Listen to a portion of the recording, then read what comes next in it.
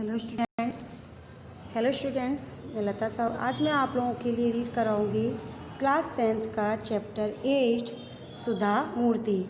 सुधा मूर्ति कौन थी आप लोगों को मैं बताती हूँ। सुधा मूर्ति हमारी पहली इंजीनियर बनी थी टेल्को कंपनी की, जहाँ पर उस कंपनी में महिलाओं को जॉब पर नहीं रखा जाता था, लेकिन सुधा मूर्ति इंजीनियर पद पर वहाँ पर इंजीनियर बनी। तो इस चैप्टर में यही बताया गया है किस प्रकार महिलाओं को हर क्षेत्र में आगे बढ़ना चाहिए और वो किसी से कम नहीं है। तो सुधा मूर्ति चैप्टर में संकलित है ये।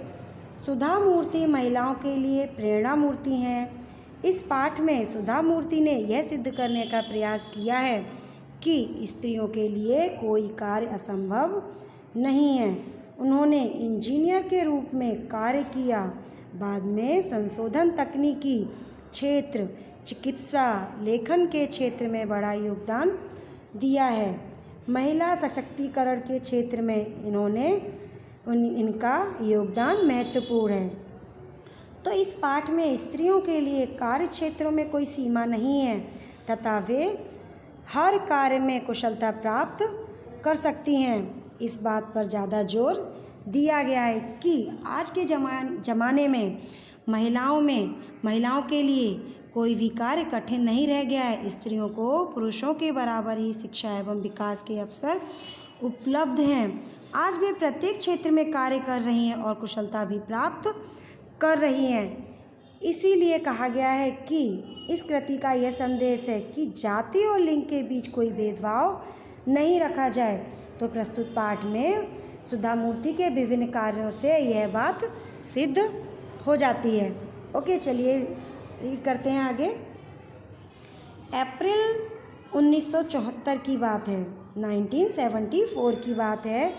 बेंगलुरु में गर्मी पड़ने लगी थी। भारतीय विज्ञान संस्थान के परिसर में गुलमोहर के बड़े बड़े वृक्ष लाल रंग के फूलों से लदे झूम रहे थे।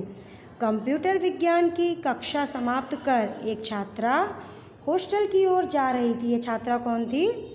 खुद सुधा मूर्ति थी। ओके, कि उसकी दृष्टि नोटिस बोर्ड पर लगे एक विज्ञापन पर पड़ी। विज्ञापन क्या होता है?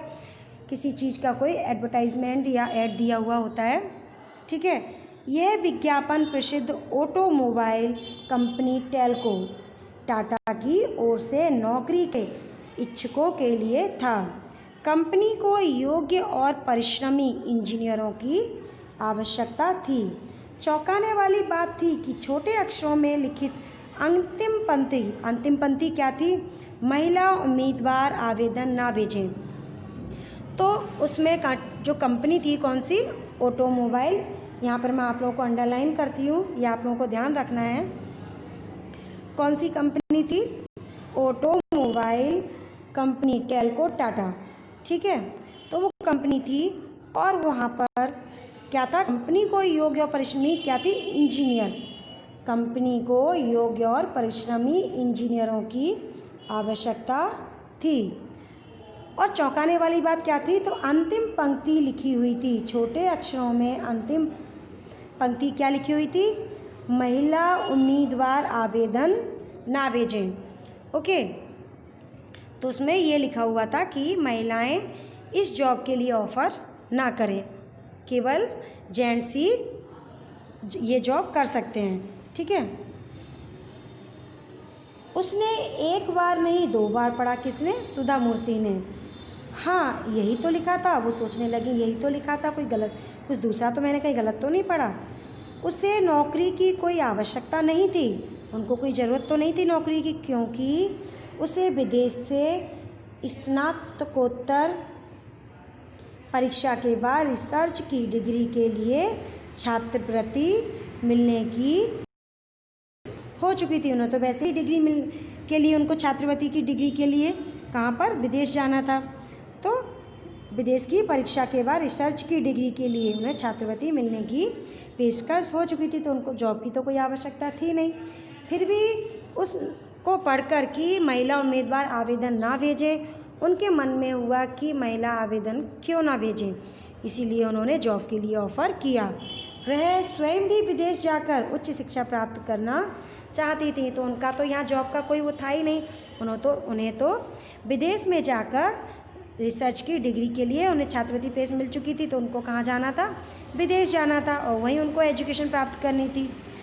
परंतु यहाँ यह भेदभाव देखा उन्होंने, जब उन्होंने ये भेदभाव देखा सुधा मूर्ति ने कि स्त्री पुरुष में इतनी असमानता, बात उसे कुछ पची नहीं। सुधा मूर्ति को यह बात उनको पची नहीं, यानी उनको हजम नहीं हुई, उनको ये अच्छा नहीं लगा कि यहाँ पर इतना भेदभाव स्त्री और पुरुष के बीच में, कि केवल पुरुषों को ही जॉब मिलेगी, स्त्रियों को नहीं। ठीक है, तो वह अपनी कक्षा में हमेशा प्रथम स्थान पाती थी। ठीक है, कौन, सुधा मूर्ति। और कंप्यूटर विज्ञान की कक्षा में पुरुष सहपाठियों में अकेली लड़की थी, योग्य थी, परिश्रमी थी, नहीं उसे कुछ तो करना ही होगा। वो क्या सोचने लगी, मुझे कुछ तो करना ही होगा, स्त्रियों को आगे लाने के लिए मुझे कुछ तो करना ही होगा। इस भेदभाव को सहना उसके बस की बात नहीं थी। उन्हें लगा कि यह स्त्रियों का जो भेदभाव है मुझे सहन नहीं होगा, वह इसका विरोध करेंगी। वह क्या सोचने लगी कि मैं इसका विरोध करूंगी और डट कर करूंगी। उसने अपनी डायरी में, एक उनकी डायरी आप लोगों को पता होगा क्या होती है, जिसमें हम अपनी कोई पूरे दिन की या 1 घंटे की, आधे घंटे की जो भी हमारी बात होती है उसमें नोट करते हैं डायरी में, ताकि हमें याद रह सके आगे कि हमें कल क्या करना है या आज हमने क्या किया था। ओके, डायरी में आवश्यक सूचनाएं लिखी और तेज़ी से हॉस्टल की ओर चल दी। उसने निश्चय किया कि टेल्को कंपनी के सर्वोच्च अधिकारी को सूचित करेगी कि उनकी कंपनी इस प्रकार का अन्याय कर रही है। तो उन्होंने क्या किया, उन्होंने एक सूची यानी एक लिस्ट बनाई उन्होंने, किसकी, अपनी डायरी में जो जो इम्पोर्टेंट उनको बोलना था उसकी उन्होंने एक नोट तैयार की और कहाँ पर, हॉस्टल की ओर चल पड़ी। उन्होंने ये निश्चय कर लिया था कि टेल्को कंपनी से जो सर्वोच्च अधिकारी हैं वह उनको सूचित करेंगी कि उनकी कंपनी इस प्रकार का अन्याय क्यों कर रही है। उसे उस सर्वोच्च अधिकारी का नमूना मालूम तो नहीं था कि वह अधिकारी कौन है, केवल इतना पता था कि टाटा समूह के प्रमुख जो JRD, तो टाटा समूह के प्रमुख कौन थे, तो मैं आप लोगों को बता दूं, टाटा समूह के प्रमुख कौन थे, JRD, टाटा हैं, कौन थे, टाटा। ओके,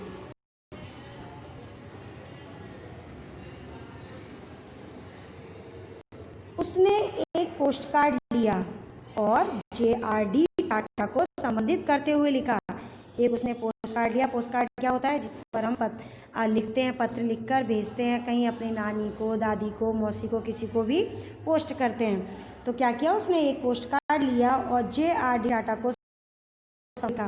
तो किसके लिए लिखा उसने ये पत्र, JRD टाटा को। आपने भारत में लोहा, इस्पात, रासायनिक पदार्थ, कपड़ा, मशीनों के बड़े बड़े उद्योग लगाए हुए हैं। भारतीय विज्ञान संस्थान की स्थापना में बढ़ चढ़कर अपना योगदान दिया है। सौभाग्य से मैं उसी संस्थान में पढ़ रही हूँ। मैं हैरान हूँ कि टेल्को जैसी कंपनी स्त्री पुरुष के बीच ऐसा भेदभाव कर सकती है। तो उन्होंने पत्र में क्या लिखा था, तो यह हम अंडरलाइन करेंगे कि उन्होंने पत्र में क्या लिखा था। उन्होंने JRD टाटा को संबोधित करते हुए लिखा कि आपके भारत में लोहा, इस्पात, रासायनिक पदार्थ, कपड़ा, मशीनों के बड़े बड़े उद्योग लगाए हुए हैं। भारतीय विज्ञापन संस्थान की स्थापना में बढ़ चढ़कर अपना योगदान दिया है। सौभाग्य से मैं उसी संस्थान में पढ़ रही हूँ।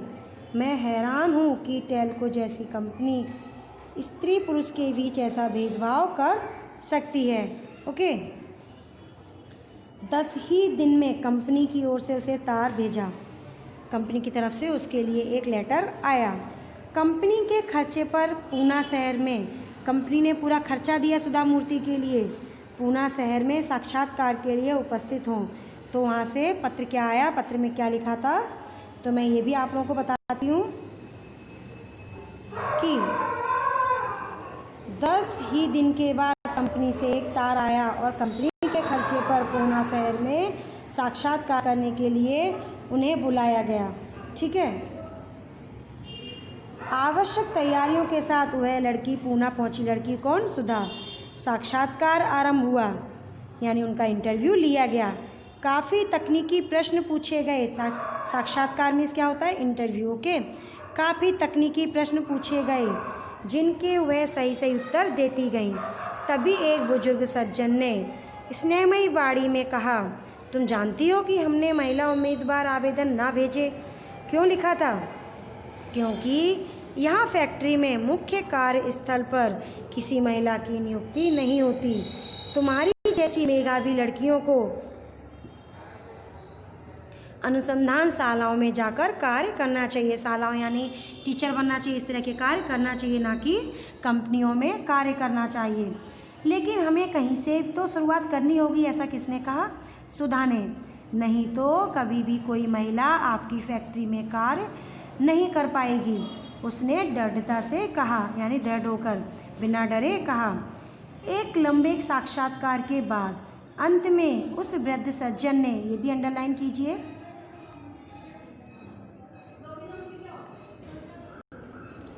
एक लंबे साक्षात्कार के बाद अंत में उस वृद्ध सज्जन ने मुस्कुराते हुए कहा, ठीक है, यह शुरुआत तुमसे ही की जाती है, बधाई हो। ओके। टेल्को टाटा में इंजीनियर के पद पर नियुक्त यह प्रथम महिला इंजीनियर थी।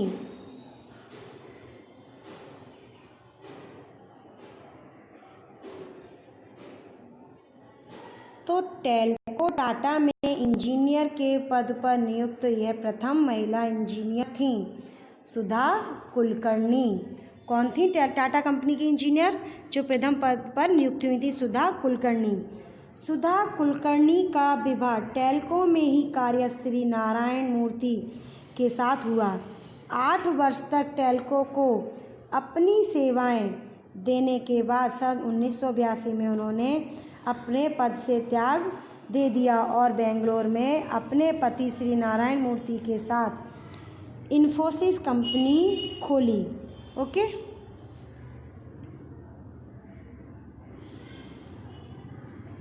दोनों की मेहनत और लगन से इन्फोसिस ने दिन दुगनी रात चौगुनी उन्नति की। सुधा मूर्ति 1996 में इन्फोसिस फाउंडेशन की चेयरपर्सन बनी। तो सुधा मूर्ति 1996 में इन्फोसिस फाउंडेशन की चेयरपर्सन बनी। इस फाउंडेशन के माध्यम से वे सामाजिक विकास के अनेक कार्य कर रही हैं। उन्होंने कर्नाटक राज्य के सभी सरकारी स्कूलों में एक कंप्यूटर लाइब्रेरी की योजना बनाई और उसे कार्यरत रूप दिया। सुधा मूर्ति ने स्वयं को अपूर्ण रूप से समाज सुधार के लिए समर्पित कर दिया। बेल्लारी, बीजापुर, हुबली आदि के अस्पतालों में उच्च तकनीकी चिकित्सा उपकरण उपलब्ध करवाए। कांची में कैंसर अस्पताल, औरंगाबाद, बेल्लारी, गुलबर्ग, पट्टुमडाई, बेंगलुरु आदि में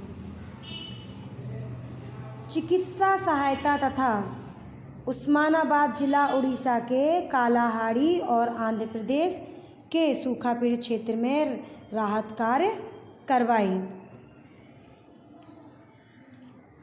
उनके अथक प्रयास से कर्नाटक के 800 से अधिक गांवों में कंप्यूटर शिक्षा पर 1 करोड़ रुपया लगाया गया। तो ये भी हम अंडरलाइन करेंगे।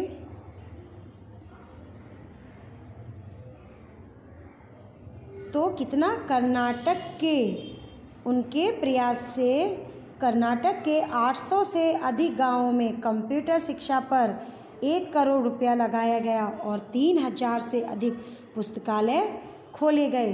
उन्होंने गरीब बच्चों को सहायता दी, स्कूलों की इमारतों का निर्माण करवाया, अधिकतम अंक लाने वाले बच्चों को छात्रवृत्ति दी, छात्रवृत्ति यानी स्कॉलरशिप दी और गाँव में लगभग 300 कंप्यूटर वितरित किए।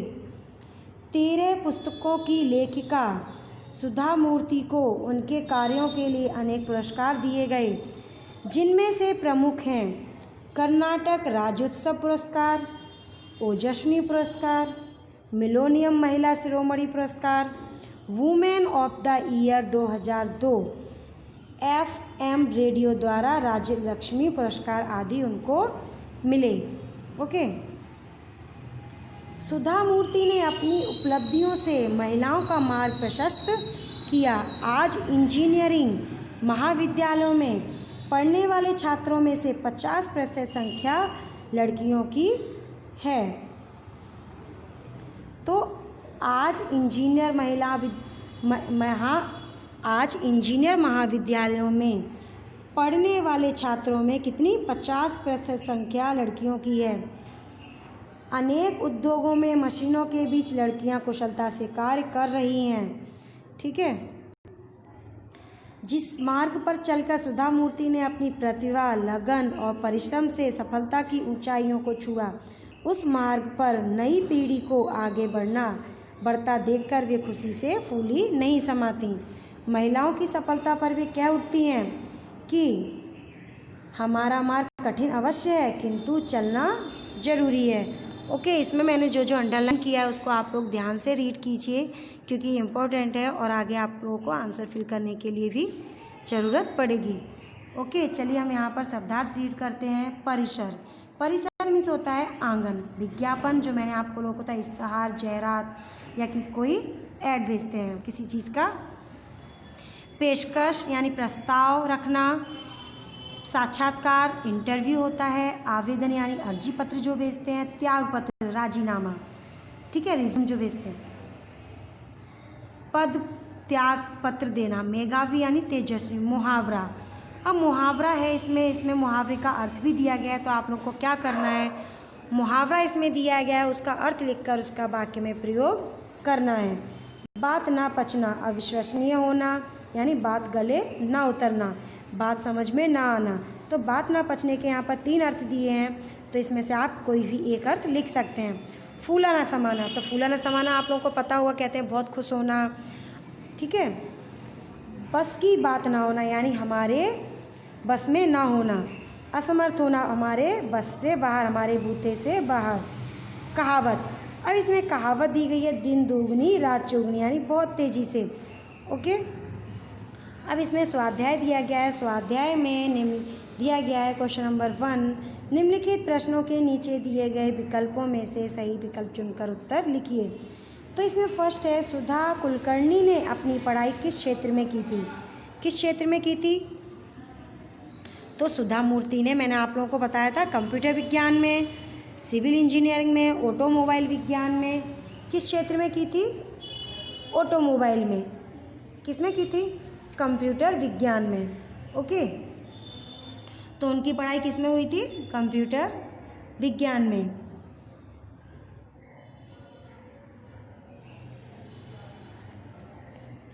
ओके, नंबर 2 है, किस कंपनी के विज्ञापन में लिखा था कि महिला उम्मीदवार आवेदन ना करें? कौन सी कंपनी थी? टेल्को कंपनी। ओके, क्योंकि इन्फोसिस कंपनी तो ये सुधा मूर्ति ने खोली थी और टेल्को जो टाटा कंपनी थी वहाँ से, ऑटोमोबाइल टेल्को कंपनी थी, वहाँ से विज्ञापन आया था। उसमें लिखा गया था कि महिला उम्मीदवार आवेदन ना भेजें। अब नेक्स्ट देखिए नंबर 3। नंबर 3 में है, विज्ञापन से किस प्रकार का भेदभाव स्पष्ट होता है? अमीर गरीब का नहीं, महिला पुरुष का। इसका क्या होगा? महिला पुरुष का। ओके, नंबर 4, सुधा कुलकर्णी को साक्षात्कार के लिए कहाँ बुलाया गया? तो कहाँ बुलाया गया था उनको साक्षात्कार के लिए? उनको कलकत्ता, अहमदाबाद, मुंबई, पूना। तो कहाँ बुलाया गया था? उनको पूना बुलाया गया था। ओके, 5 में है, लेखिका सुधा मूर्ति को 2002 में वुमेन ऑफ द ईयर का पुरस्कार किसने दिया? कर्नाटक राज्य सरकार ने, उड़ीसा राज्य सरकार ने, एमएफ रेडियो ने। तो किसने दिया था उनको 2002 में पुरस्कार? उनको मिला था कर्नाटक राज्योत्सव पुरस्कार। कर्नाटक राज्य सरकार, इसका क्या होगा? कर्नाटक राज्य सरकार। ओके, क्वेश्चन नंबर 2 है, निम्नलिखित प्रश्नों के एक एक वाक्य में उत्तर लिखिए। तो जो मैंने अंडरलाइन कराई थी आप लोगों को उसमें सारे आंसर मिलेंगे। फिर भी मैं जो थोड़ा बहुत आप लोगों को बता देती हूँ। टेल्को कंपनी का विज्ञापन किस पद के लिए था? तो ये तो आप लोगों को मैंने बताया इंजीनियर पद के लिए था। विदेश जाकर सुधा किस क्षेत्र में पढ़ाई करना चाहती थी? तो ये भी मैंने आप लोगों को अंडरलाइन कराया है, ठीक है। और नंबर 3 है विज्ञापन की अंतिम पंक्ति पढ़कर सुधा के मन में क्या विचार आया?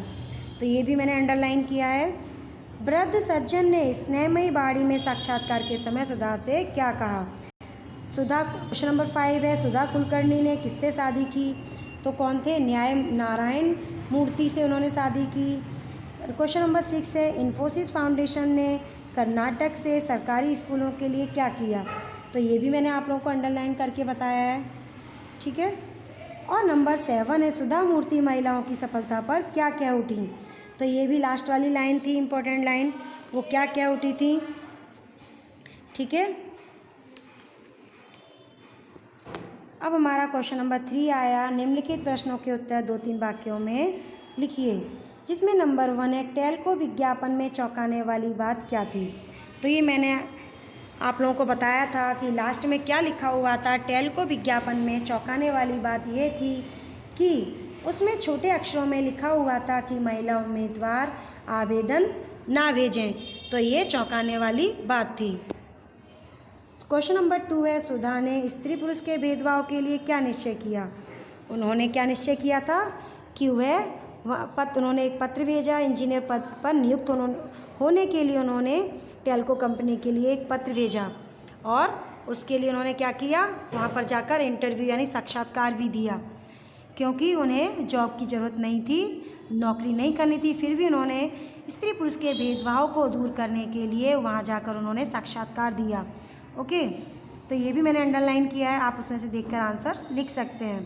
क्वेश्चन नंबर 3 है सुधा और नारायण मूर्ति ने इन्फोसिस फाउंडेशन द्वारा क्या क्या कार्य किए? उन्होंने कई कार्य किए, तो ये भी मैंने आप लोगों को अंडरलाइन किया। समाज सुधार के कार्य किए, गाँव और स्कूलों की सहायता की, ठीक है। महिलाओं के लिए उन्होंने कई कार्य किए। ओके, क्वेश्चन नंबर 4 है कर्नाटक सरकार तथा अन्य संस्थाओं द्वारा सुधा को किन पुरस्कारों से सम्मानित किया गया? ये भी मैंने आप लोगों को अंडरलाइन किया था कि उनको कई पुरस्कार दिए गए थे। कर्नाटक राज्योत्सव पुरस्कार, ओजस्वी पुरस्कार, मिलेनियम महिला शिरोमणि पुरस्कार, वुमन ऑफ द ईयर 2002 का तथा राज्यलक्ष्मी पुरस्कारों से उन्हें सम्मानित किया गया। ओके, क्वेश्चन नंबर 4 आया, निम्नलिखित प्रश्नों के उत्तर 4-5 वाक्यों में लिखिए। तो ये भी आपको चैप्टर से लिखना है। क्वेश्चन नंबर 1 है साक्षात्कार में सुधा ने अपनी दृढ़ता का परिचय कैसे दिया? ये मैंने आप लोगों को अंडरलाइन करके बताया था कि उन्होंने पत्र में क्या क्या लिखा, तो वही आप लोगों को इसके अंदर फिल करना है आंसर में। क्वेश्चन नंबर 2 है सुधा के स्थान पर आप होते तो क्या करते? तो ये आप लोगों को अपनी लैंग्वेज में लिखना है कि उनकी जगह आप होते तो आप लोग क्या करते, तो ये आपको 4-5 वाक्यों में लिखना है। क्वेश्चन नंबर 3 है सुधा मूर्ति महिलाओं के लिए किस प्रकार प्रेरणा मूर्ति बनी? तो सुधा मूर्ति ने अपने प्रयास से क्या किया, महिलाओं का मार्ग प्रशस्त किया। आज हालत यह है कि इंजीनियरिंग महाविद्यालयों में पढ़ने वाले छात्रों में से आधी संख्या लड़कियों की है, यानी 50% संख्या जो महाविद्यालय हैं वह 50% संख्या लड़कियों की है। आज अनेक उद्योगों में मशीनों के बीच महिला इंजीनियर कार्यकुशलता से कार्य कर रही हैं, तो इसीलिए सुधा मूर्ति महिलाओं के लिए प्रेरणा मूर्ति बनी।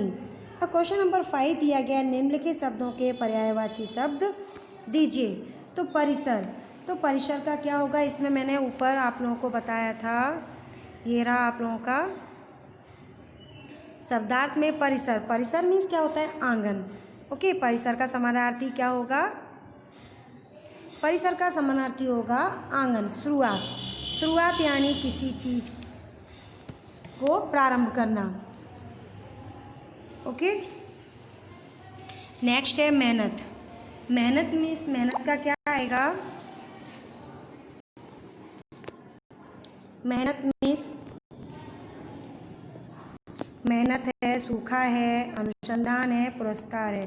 तो ये सब दिए गए हैं, आप लोगों को क्या करना है, शुरुआत मीन्स क्या, परिसर का मैंने क्या बताया था, आंगन। शुरुआत का क्या होगा, आरंभ करना, किसी चीज़ को आरंभ करना। मेहनत का क्या होता है, परिश्रम। सूखा का क्या होगा? अकाल पड़ना होता है, सूखा पड़ी अकाल। अनुसंधान, अनुसंधान में इसका समानार्थी क्या होगा? किसी चीज़ की खोज करना, तो अनुसंधान का पर्यायवाची क्या होगा? खोज। पुरस्कार, पुरस्कार का क्या होगा समानार्थी? किसी को इनाम दिया जाता है तो पुरस्कार का होगा इनाम। ओके, अब ये क्वेश्चन नंबर 6 आया, निम्नलिखित शब्दों के विलोम शब्द दीजिए। विलोम मीन्स होता है ऑपोजिट, ठीक है। आवश्यक, तो आवश्यक का क्या करेंगे? अनावश्यक। ओके। सौभाग्य, सौभाग्य का क्या होगा? दुर्भाग्य। ओके। उपस्थित, उपस्थित का क्या होगा? अनुपस्थित। ऊ हटाकर क्या करेंगे? अनुपस्थित। सज्जन, यहाँ पर सज्जन का क्या होगा? दुर्जन। अपना, अपना का होगा पराया।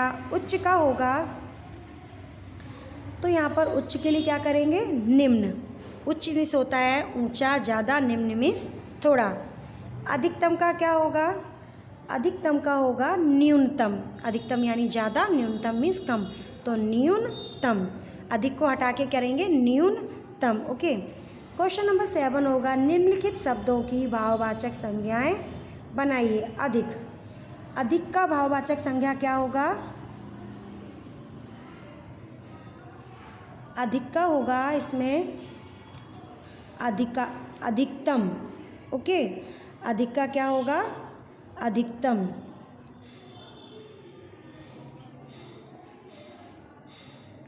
सेकंड है हमारा सफल, सफल का क्या होगा? सफलता। सफल का क्या बनेगा? सफलता। ओके। और थर्ड है आवश्यक, आवश्यक का क्या होगा? आवश्यकता, ठीक है। और असमान, तो इसमें भी क्या करेंगे? असमानता। पुरुष का क्या होगा? पुरुष का आएगा पौरुष।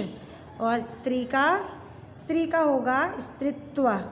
इसमें क्या करेंगे? हम त्वा लगा देंगे और इसमें क्या करेंगे? पौरुष। ओके, तो ऊ की मात्रा हटा के औ की मात्रा हो जाएगी। अधिक का मैंने क्या बताया? अधिक का हमारा होगा इसमें, अधिक का मैंने बताया था अधिकतम। ओके, ठीक है। अब नेक्स्ट हमारा क्वेश्चन नंबर 8 आया। क्वेश्चन नंबर 8 में है, निम्नलिखित मुहावरों के अर्थ देकर वाक्य प्रयोग कीजिए। तो ये भी ऊपर दिए गए हैं, फूला ना समाना, बात ना पचना, दोनों का अर्थ दिया गया है। तो आप लोग को क्या करना है? दोनों का अर्थ देखकर लिखना है और इसका वाक्य में प्रयोग करना है। अब हमारा क्वेश्चन नंबर 9 आया, इसमें दिया है निम्नलिखित कहावत का अर्थ समझाइए। तो ये भी आपको दिया गया है, ठीक है। तो आप लोगों को कहावत का अर्थ लिखना है। तो ये सारा स्वाध्याय जो दिया गया है, जो एक्सरसाइज, वो आप लोगों को चैप्टर अच्छी तरह से मैंने रीड करा है, इसको समझना है, अंडरलाइन किया हुआ ध्यान देना है आप लोगों को, और अपना ये पूरा स्वाध्याय अपनी नोटबुक के अंदर फिल करना है। Okay, thank you.